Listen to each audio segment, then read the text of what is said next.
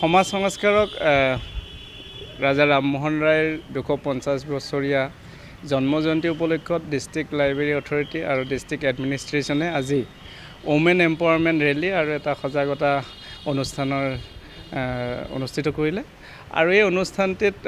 মই উপস্থিত থাকিবলৈ পাই আনন্দিত হৈছোঁ কাৰণ এইটো এটা আটাইতকৈ ইম্পৰ্টেণ্ট আজিৰ দিনত যে নাৰী সবলীকৰণ আৰু এইটো এটা সমাজত জাগ্ৰতও হৈছে এই বিষয়টোৰ ওপৰত ইতিমধ্যে বিভিন্ন NGO বা গভৰ্ণমেণ্ট অৰ্গেনাইজেশ্যনে এই ক্ষেত্ৰত কামো কৰি আহিছে আৰু তথাপি আমি আমাৰ লক্ষ্যত এতিয়াও যেন উপনীত হ'ব পৰা নাই যেতিয়ালৈকে 100% ওমেন লিটাৰেচি কৰিব নোৱাৰোঁ আমাৰ টাৰ্গেট ফুলফিল নহয় আৰু মই মোৰ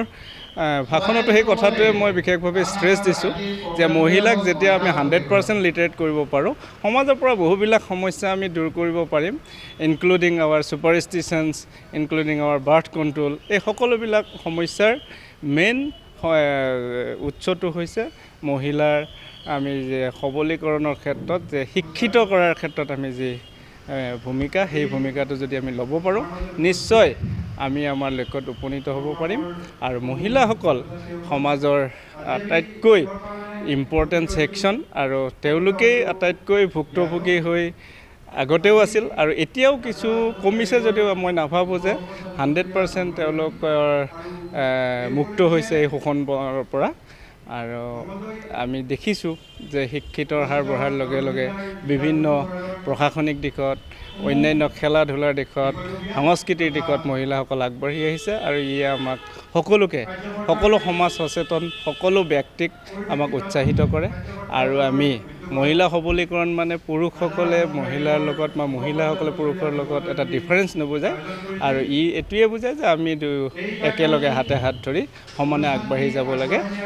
ছ'চিঅ' ইকনমিক যিটো সমতা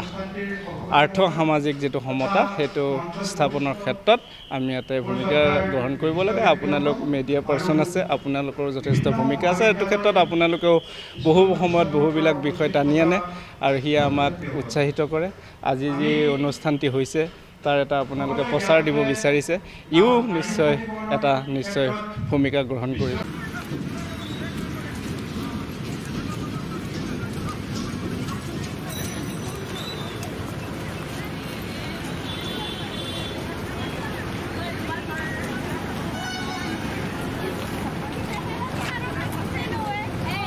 ভিডিঅ' মাৰিছে